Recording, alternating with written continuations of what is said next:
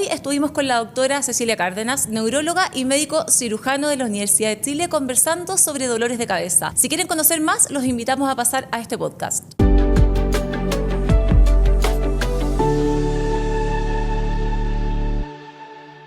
Doctora, se estima que a nivel mundial las cefaleas, más conocidas como dolor de cabeza, ¿cierto?, afectan aproximadamente a un 40% de la población.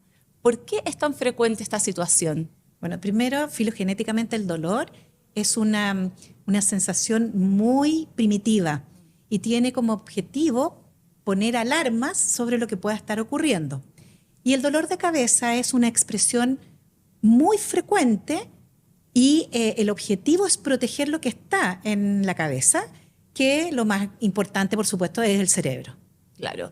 Y en ese contexto, doctora, ¿cuáles son los tipos de cefalea porque hay un abanico, ¿cierto?, de este tipo de dolores de cabeza, y cuáles son las características que tienen? Mira, básicamente dividimos los dolores de cabeza en cefaleas primarias, que son aquellas donde tú no encuentras una lesión o una causa directamente relacionada. Y las secundarias, que son secundarias a algo que ha ocurrido. Por ejemplo, un cuadro de sinusitis, una meningitis, un tumor cerebral, un traumatismo de cráneo, una enfermedad médica general, etc. ¿Cuáles son las diferencias con respecto a las señales que producen estos dolores intensos de cabeza? ¿Generalmente son similares unos de otros o hay algo que se diferencia? Bueno, hay una cosa básica que es el dolor. Y el dolor va a tener características similares dependiendo de la causa. O sea, en general, en todas las causas, el elemento clave es cuánto te duele, ¿ya? Sin embargo, este dolor puede ir acompañado de otros síntomas que son los que configuran y permiten que yo clasifique el dolor en diferentes tipos de cefaleas y que me permita ponerme de acuerdo con mis colegas de saber de qué estoy hablando, si estoy hablando de una cefalea primaria, si esta cefalea primaria corresponde más bien a una cefalea tipo tensión, de acuerdo a las características del dolor de cabeza, de acuerdo a la duración y de acuerdo a los síntomas acompañantes. Y en ese contexto, doctora, las cefaleas que tienen que ver con la tensión, ¿cierto?, con todo este factor de estrés y obviamente que de preocupaciones o tensión, ¿son las más frecuentes? Esas son las más frecuentes, pero no son las más invalidantes. Ya. Por lo tanto, tal vez si uno pregunta, no es un dolor de cabeza que sea relevante para la población. Todas aquellas cefaleas que de alguna manera impliquen un cierto grado de discapacidad son las más notorias. Y ahí tenemos, por ejemplo, la migraña, que las cifras chilenas son de un 12% globalmente entre hombres y mujeres, y estamos a nivel mundial. O sea, claro, el resto de los países más o menos tiene las mismas cifras. Y ese tipo de cefalea es una de las más reconocidas y las más evidentes para los pacientes y que la reconocen mejor justamente por la discapacidad que produce. La OMS la clasificó dentro de un grupo de más de 300 enfermedades de diferente tipo, no solamente neurológica, como la tercera causa de discapacidad física y emocional en este grupo de enfermedades. Esta cefalea está solo debajo del accidente vascular y de la encefalopatía neonatal. O sea, comparando con otras enfermedades, por ejemplo, Parkinson, está Parkinson por debajo de la migraña. Y eso, bueno, pareciera como algo ilógico, pero la migraña produce discapacidad que no te deja en silla de ruedas, pero que en número de días es tremendamente alto en un año. Y eso significa mayor licencia, mayor ausentismo laboral, mayor ausencia también en las actividades de la vida diaria, en el cumpleaños de tu hijo, en el matrimonio de tu mejor amiga, también en las vacaciones. Y es un cuadro que tiene un alto costo en salud. Consultas, urgencias, exámenes, medicamentos, etc. Claro. Y me gustaría que nos detuviéramos en ese punto, porque usted señaló que un 12% de la población padece migraña y que tiene síntomas que son muy complejos. ¿A qué señales tengo que estar alerta si es que tengo migraña? Es decir, ¿cuántos días al mes? ¿Hay algunos signos que nos permitan determinar de que estoy padeciendo alguna migraña? Bueno, primero, la migraña tiene una caracterización que es bien típica. Al menos en su inicio, parte en la mitad de la cabeza.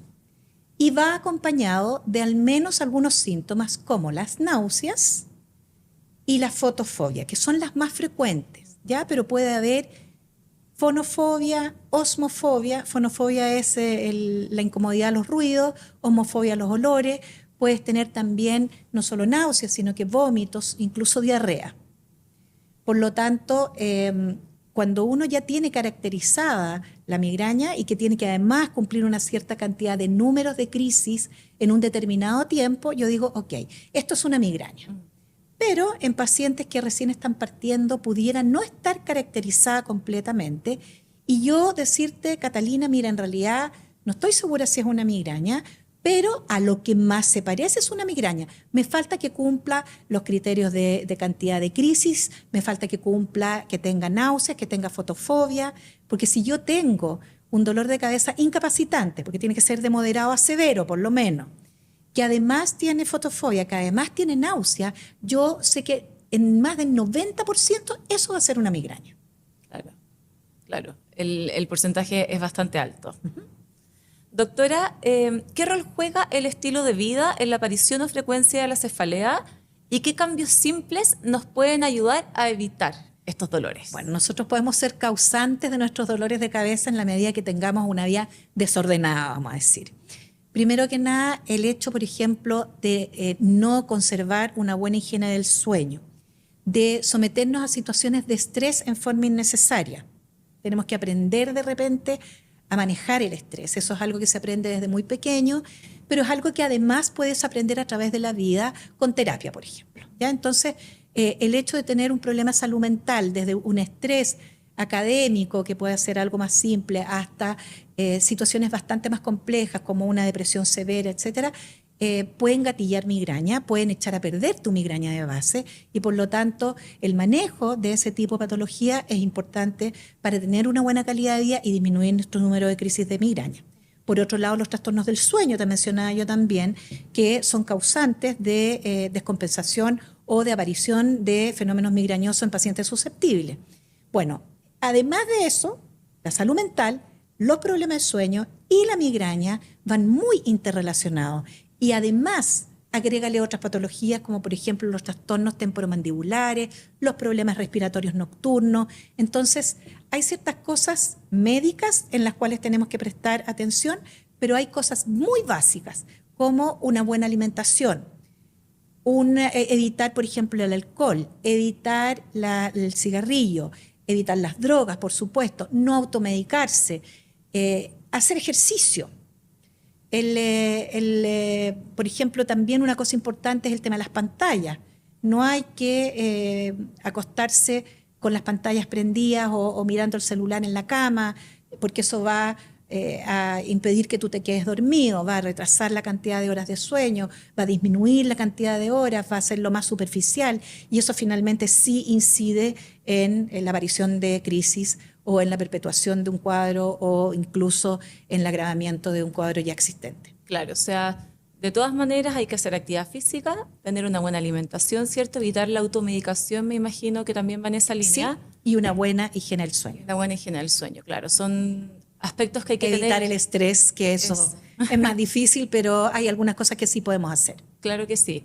Doctora, bueno, mencionó, ¿cierto?, los síntomas de la migraña que son como bien invalidantes, ¿verdad? Que está todo esto que usted señalaba con respecto a este tipo de dolor y que sin duda a muchas personas las lleva quizá a consultar a un servicio de urgencia, ¿cierto?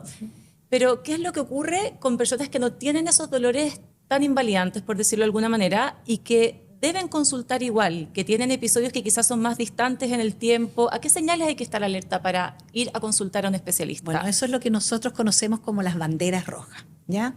Y las banderas rojas son signos de alarma ante la aparición de un dolor de cabeza. Por ejemplo, si yo no soy una persona que sufre de dolor de cabeza y tengo un dolor que es leve, que no me impide funcionar y que se me pasa y no me vuelve a dar, no tengo por qué preocuparme, ¿ya?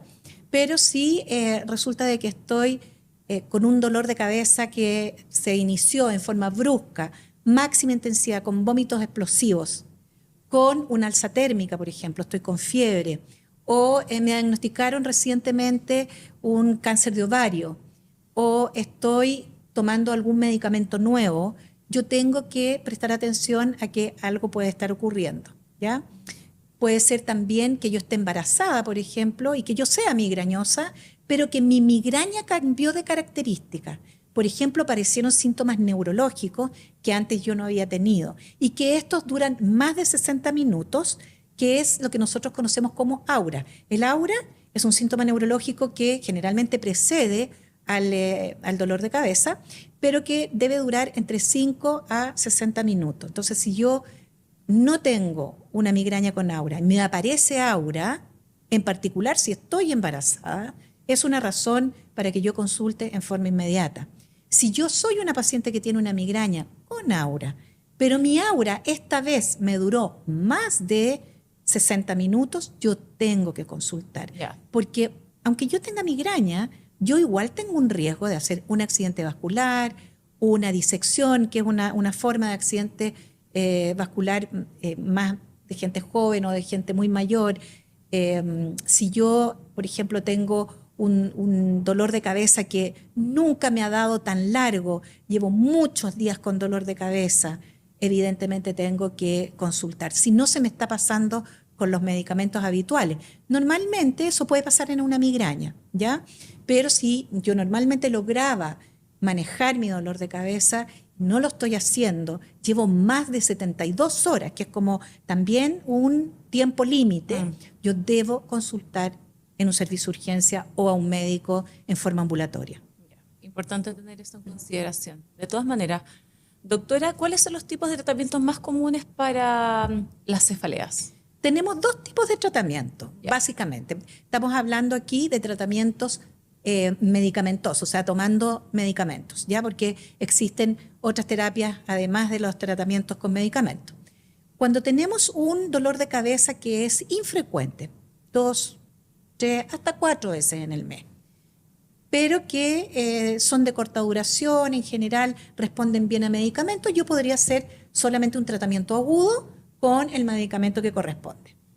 Pero si yo estoy teniendo más de 2 episodios, se me están haciendo difícil de manejar y evidentemente puedo estar con día por medio todos los días con dolor de cabeza, yo tengo que recurrir a otro tipo de tratamientos para no tener problemas con los medicamentos agudos, porque el excesivo uso de medicamentos agudos, en particular, esto ocurre en la migraña, si yo tomo más de 15 antiinflamatorios en el mes, si tomo más de 10 triptanes, si tomo más de 10 combinados, que son los que tienen paracetamol, aspirina, cafeína, yo voy a empezar a hacer en un plazo de 3 meses un dolor de cabeza secundario, que es la cefalea por excesivo uso de medicamento, y que me va a complicar mi dolor de cabeza de base y voy a pasar de una migraña que tiene bajo número de días de dolor de cabeza a una crónica.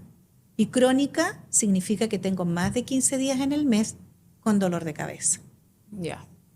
15 días al mes con dolor de cabeza es tremendo. Es mucho. Hay gente que tiene todos los días. Y hay un dolor de cabeza en particular que se llama cefalea diaria persistente de novo, que puede ocurrir en pacientes que ya tienen dolor de cabeza de base, como aquel que no tiene ningún historial, y de un día para otro, algunas veces sin mediar un claro detonante, empiezan con dolor de cabeza todos los días, a toda hora, y que en ningún momento del día se te quita. Esa es una variedad de dolor de cabeza bien particular, que evidentemente ese paciente tiene que consultar. Claro que sí. Hay que descartar algunas cosas médicas que pueden producir ese tipo de dolor de cabeza. Claro. Doctora, justamente ahora le iba a preguntar por el tema de la automedicación. Usted ya acaba de decir, ¿cierto?, los riesgos que tiene.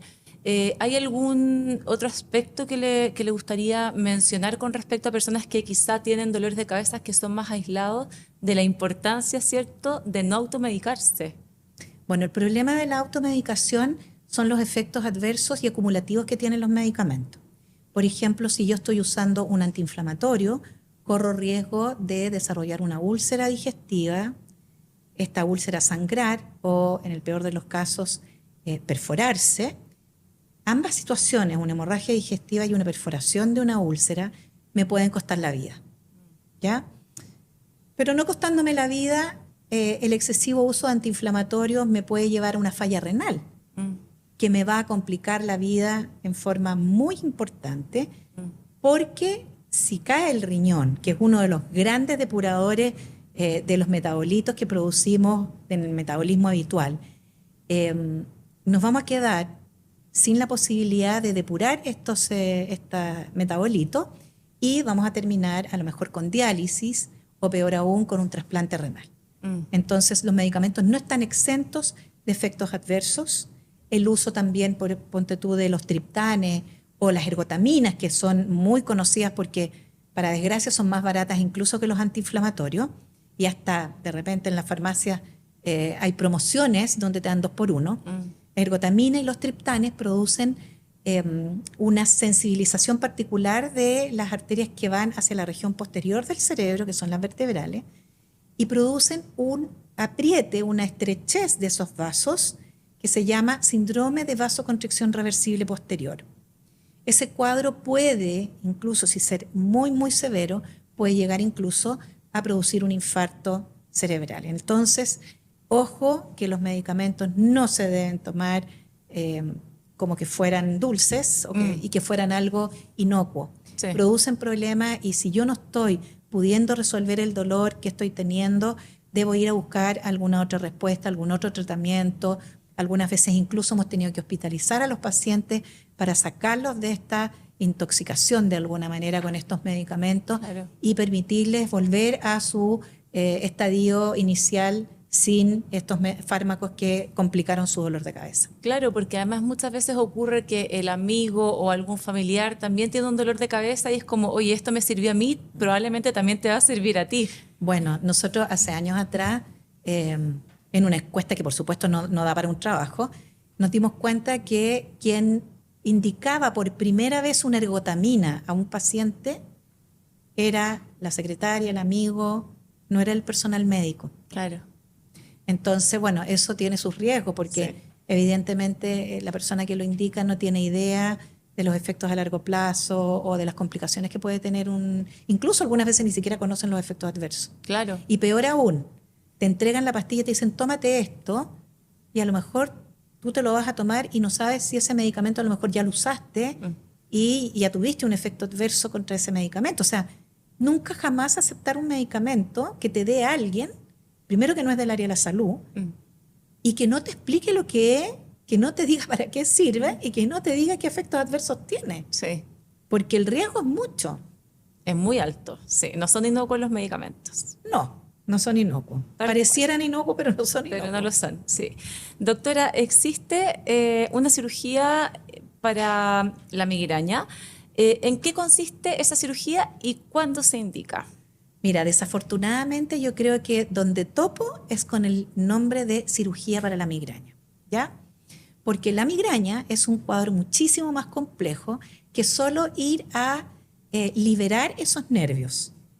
Aquí hay temas a nivel del sistema nervioso central, de manejo de las vías dolorosas centrales, donde hay neurotransmisores involucrados, no uno, sino que varios, que finalmente son los responsables de este desorden de alguna manera metabólico del cerebro que te lleva a la migraña.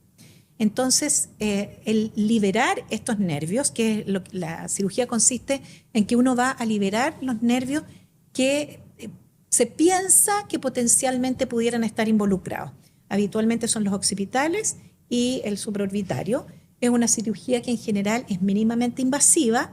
Se puede hacer con anestesia general o con anestesia local, dependiendo de la envergadura, digamos, de la cirugía, y va a básicamente liberar los nervios, a sacarlos de estructuras que pudieran estar rodeándolos y apretando estas estructuras de manera que están descargando y produciendo dolor. Pero como te digo, la migraña no es solamente eso. Por lo tanto, pudiera ser que inicialmente tenga algún resultado de la cirugía, que el paciente siente algún alivio, pero no hay garantía de que esto vaya a ser en forma definitiva. Por lo tanto, puede tener un índice de fracaso. Yo creo que hay que aterrizar a los pacientes en el sentido del beneficio que pueda tener la cirugía, y uno tiene que seleccionar muy bien a los pacientes que va a sugerir esta cirugía porque, como te explico, esto no es simplemente liberar los nervios y se te acaba la migraña. Eso no es así. Hay que seleccionar muy bien al paciente. Lo otro es que debiera evaluarlo un neurólogo antes de ser derivado a la cirugía y lamentablemente la literatura hasta el minuto no es suficiente. Los seguimientos a largo plazo no son suficientes como para que uno pueda hoy en día libremente recomendarle a los pacientes ir a hacerse la cirugía, porque creo que requiere de un poquito más de evaluación, requiere de una indicación idealmente de un neurólogo que de alguna manera le explique también al paciente en qué consiste, porque creo que desafortunadamente de repente se plantea expectativas que no son reales, ¿ya? Y eso no solamente para la cirugía. De repente, cuando yo estoy ofreciendo un tratamiento, por ejemplo, preventivo para la migraña, que sea específico, que son caros, yo tengo que decirle al paciente cuál es el porcentaje de pacientes que responde y cuál es no. Claro. Y aterrizar un poquito, porque no es la maravilla. No hay ningún medicamento que sea la maravilla y que funcionen todos. Algunas veces puede funcionar, pero tengo que suspenderlo por los efectos adversos. Bueno, con la cirugía es exactamente lo mismo. Es una técnica, es posible de aplicar, pero hay que indicarlo bien, no es para todos pacientes. Claro. Doctora, este procedimiento, esta cirugía más bien, ¿mejora considerablemente la calidad de vida de los pacientes? Los trabajos van en un rango amplio, desde 40% de efectividad hasta 90% de efectividad. Yeah. Entonces, si tú le preguntas al paciente que tiene 90% de efectividad, por supuesto que ese paciente le cambió la vida en forma considerable. Entonces, sí, hay algunos pacientes que reportan una mejoría considerable, pero lo que te digo, o sea, tenemos que tener seguimiento a largo plazo, al año, a los 2 años, a los 5 años, a los 10 años. Ahí es cuando realmente vamos a tener claro si es que esta cirugía realmente es una alternativa que podría ser mucho más amplia para los pacientes. Por ahora yo sería más bien conservadora y evaluaría muy bien a los pacientes antes de recomendarles una cirugía. ¿Es una posibilidad? Sí. Hay que darle tiempo, por supuesto. Doctora, ¿la toxina botulínica también está indicada para pacientes con cefalea? Es una muy buena alternativa. El protocolo más conocido es el protocolo PREM, que existen 2 tipos, de 155 unidades y 195 unidades, que es el protocolo para migraña, ¿ya? Cuando uno coloca toxina botulínica tiene que ser bastante estricto con los protocolos para que esto sea comparable de un paciente a otro o incluso dentro del mismo paciente de una inyección a otra. La toxina no solo se usa para migraña, hay otras cefaleas donde se ha podido usar, como por ejemplo en la cefalea numular, que es un dolor de cabeza primario, donde tú tienes dolor como en moneda en alguna parte del cráneo, ¿ya? Entonces, sí existe, se usa, tiene buenos resultados.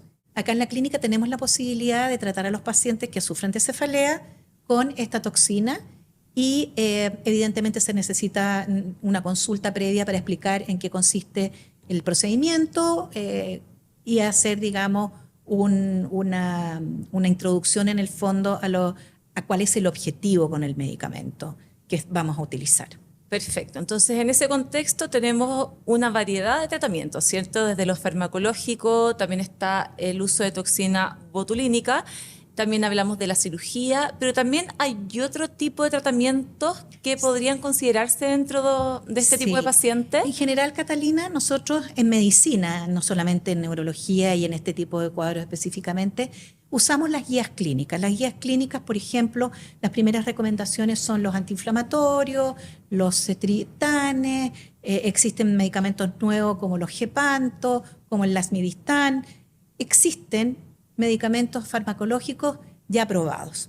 Pero cuando eso fracasa, tenemos la opción de usar, por ejemplo, infiltraciones anestésicas en los mismos nervios que estábamos hablando de la cirugía, ¿ya?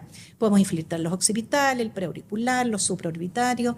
Entonces tenemos la posibilidad de usar, por ejemplo, infiltraciones anestésicas, cosa que hacemos, por ejemplo, en la embarazada, cuando nos vemos limitados en cuanto al tratamiento que le podemos dejar por el embarazo mismo. Existen además medidas físicas, o sea, yo puedo usar frío, que es lo que más habitualmente prefieren, pero puedo usar también calor, puedo usar algunos estimuladores externos, como voy a mencionar unas marcas porque no son algo que nosotros tengamos en la clínica, esto es externo. Existe, por ejemplo, el Nerivio, está el Cefali, que tienen van produciendo un estímulo y van ocupando un poco lo que nosotros conocemos como teoría compuerta, donde, para hacerlo más gráfico, es como el sana, potito y rana. Cuando yo tengo un dolor, si yo aplico otro estímulo, me llena las vías con tacto y por lo tanto el dolor se bloquea. ¿De acuerdo? Entonces, ese es el mecanismo por el cual se usan estos dispositivos. Existen incluso dispositivos de estimulación a nivel del ganglio, del nervio occipital, donde más se ha usado, por ejemplo, es en una forma de dolor de cabeza que es el clúster refractario, la cefalea en racimos refractaria, donde se coloca una especie como de marcapaso, para ser súper sencilla, como un marcapaso que estimula el nervio occipital de manera de evitar el dolor. Perfecto. Doctora, ¿qué recomendaciones prácticas podría darle a alguien que sufre cefaleas con frecuencia? Bueno, lo primero es consultar a su neurólogo y poder definir qué es lo que es de alta, de baja frecuencia, crónico, y poder evaluar si es que tiene algo que tengamos que corregir. De repente nos encontramos con pacientes que han tenido bastante estable su migraña, pero llegando a la menopausia, por ejemplo, se descompensan o empiezan a roncar, subieron de peso, dejaron de hacer deporte y tienen un síndrome de apnea obstructiva del sueño. Y por supuesto que si yo corrijo esas cosas, va a tener una mejor evolución su cefalea. Siempre consultar cuando hay cambios en las características de su dolor de cabeza. Y yo diría que lo principal es que tenemos que visualizar de que puede haber algo detrás que hay que corregir. Claro. Dentro de los mismos SAOS, por ejemplo, uno de los causantes de dolor de cabeza puede ser un bruxismo y el paciente tener un problema de mordida, un problema de la articulación temporomandibular, y por más que yo le deje medicamentos, mientras no se corrija la mordida lateralizada, un mentón chiquitito que se le va para atrás y la lengua obstruye, eso no va a mejorar con medicamentos o va a hacerlo en forma muy transitoria y voy a necesitar tal vez una cirugía mandíbula, un dispositivo de avance mandibular, etcétera. O sea, no olvidar de que el dolor de cabeza es una expresión de otra cosa. Doctora, ¿qué señales de alerta no debemos ignorar? Bueno, primero, alguien que no sufre dolor de cabeza y que tiene más de 55 años y que por primera vez parte con dolores de cabeza recurrentes, debe consultar. Si es una embarazada que tiene dolor de cabeza y su dolor de cabeza cambia, debe consultar. Si es una embarazada que tiene dolor de cabeza y parte con síntomas neurológicos asociados al dolor de cabeza, tiene que consultar. Si no está embarazada y tiene un dolor de cabeza que nunca ha tenido síntomas neurológicos y hoy en día los presenta, también debe consultar. Si su dolor de cabeza dura más de 72 horas, si su dolor de cabeza va acompañada de signos neurológicos de otro tipo, si va acompañada de vómitos explosivos, si va acompañada de fiebre, si el dolor de cabeza apareció poco después de otro diagnóstico que podría tener localización cerebral, como por ejemplo un cáncer, como por ejemplo una hipertensión arterial. Si el paciente tiene enfermedades médicas que no están bien controladas, hipertensión, diabetes, hipertiroidismo, debe consultar. Otro antecedente sumamente importante, y esto es particularmente importante en los mayores de edad, en los pacientes, digamos, senior, son los traumatismos de cráneo. El traumatismo de cráneo puede producir hematomas y pasar bastante desapercibido en pacientes de mayor edad porque pueden dar síntomas incluso semanas o meses después. Traumatismo en adulto mayor debe ser evaluado con una imagen. Doctora, ahora vamos a comenzar con una sección que se llama mito o realidad. Y la primera afirmación que tengo es si el uso excesivo de pantallas influye en el dolor de cabeza. Influye más que nada porque uno está mucho rato en las pantallas. Y a algunos pacientes les afecta la luminosidad de la pantalla, que eso se puede corregir, por ejemplo, bajándole la intensidad, que eso se puede hacer en la mayoría de los computadores, en los celulares, en el iPad, en el Kindle, en todos los elementos con pantalla que hoy en día usamos. El paciente en general tiende a muchas veces a forzar la vista, está muchas horas en pantalla, o sea, tú puedes verlo en tu mismo celular, te puede decir cuántas horas has pasado en pantalla en el día o en la semana, y hoy en día gastamos mucho tiempo en pantalla. Entonces, el estar mucho rato en la posición en que estamos mirando pantalla, que habitualmente o es agachado o es en una posición fija, nos va a generar problemas cervicales, molestias cervicales, y eso puede gatillar dolor de cabeza. La luz, el forzar la vista, el estar mucho rato sin pestañear, reseca el ojo seco también aumenta el riesgo de tener dolor de cabeza. Por otro lado, muchas veces la gente está en pantalla y se les olvida hasta alimentarse o hidratarse, que son dos razones más para tener cefalea, o sea, el no tomar líquido y el hacer ayunos también puede favorecer los dolores de cabeza. Entonces, hay una cosa indirecta por un lado y una cosa directa. Claro. Sí, puede empeorar tu dolor de cabeza o puede generarte dolor de cabeza en forma transitoria. Perfecto. Doctora, ¿tomar poca agua puede desencadenar una cefalea? Sin duda. Va a desencadenar una cefalea si tú no te hidratas durante el día, porque en el fondo la falta de líquido hace que el sistema arterial se constriña y eso va a disminuir el riego sanguíneo cerebral y eso va a aumentar el riesgo de dolor de cabeza. Perfecto. La otra afirmación que tengo para usted, doctora, ¿la actividad física previene el dolor de cabeza? Ayuda con el dolor de cabeza porque disminuye sobre todo el estrés.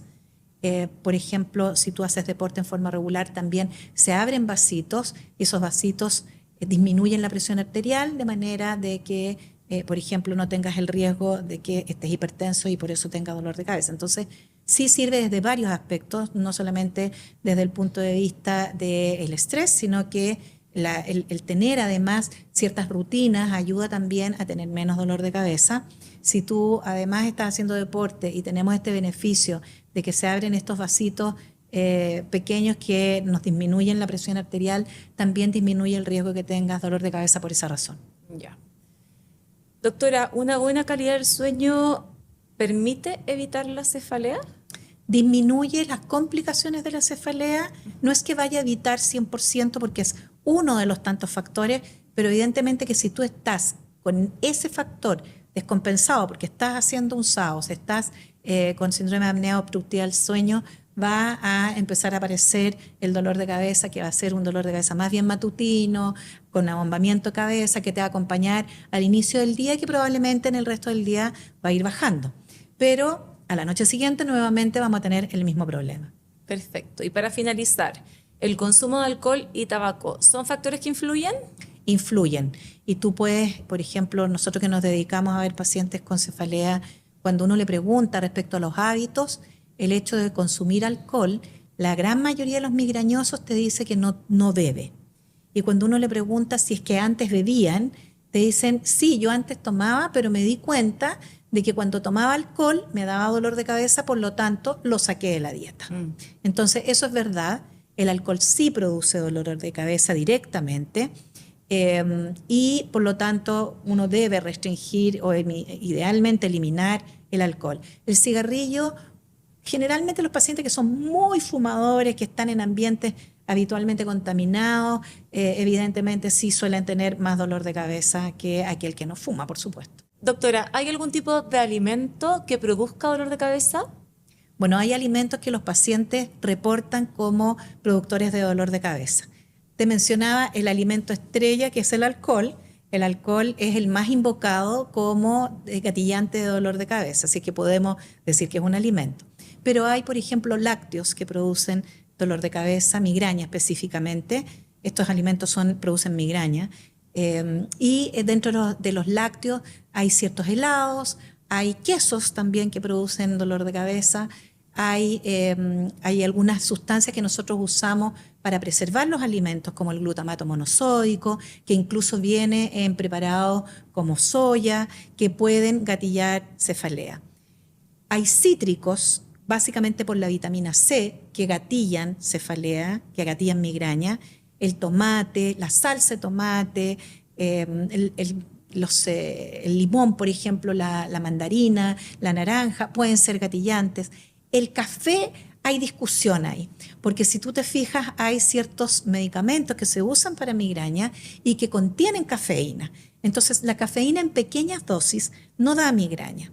La cafeína, cuando tú consumes altas dosis de cafeína en el día, lo que te va a ocurrir es que cuando tú dejes de tomar café, te va a venir un dolor de cabeza que es de rebote. Respecto al gluten, que es una pregunta que frecuentemente nos hacen, el gluten suele ser gatillante de cefalea en los pacientes que tienen intolerancia al gluten o que abiertamente son celíacos. Por lo tanto, estrictamente no hay una dieta del migrañoso, sino que cada migrañoso tiene que reportar el alimento que le molesta o que le gatilla para retirarlo de la dieta. Otro alimento son los nitritos. Los nitritos vienen, o más bien le dan la coloración roja a las cecinas, a la mortadela, a la salchicha, a las longanizas, a la prieta. Son preservantes y los nitritos son unos grandes vasodilatadores, por lo tanto, por este efecto, producen dolor de cabeza. Entonces, obviamente que lo que decía nuevamente, la dieta del migrañoso como tal no existe, pero sí se recomienda restringir los alimentos que el paciente identifique que le gatilla migraña. Doctora, muchas gracias por toda esta información y también por habernos acompañado hoy día en nuestro podcast Pasión por Cuidar. Gracias, Catalina, por la invitación.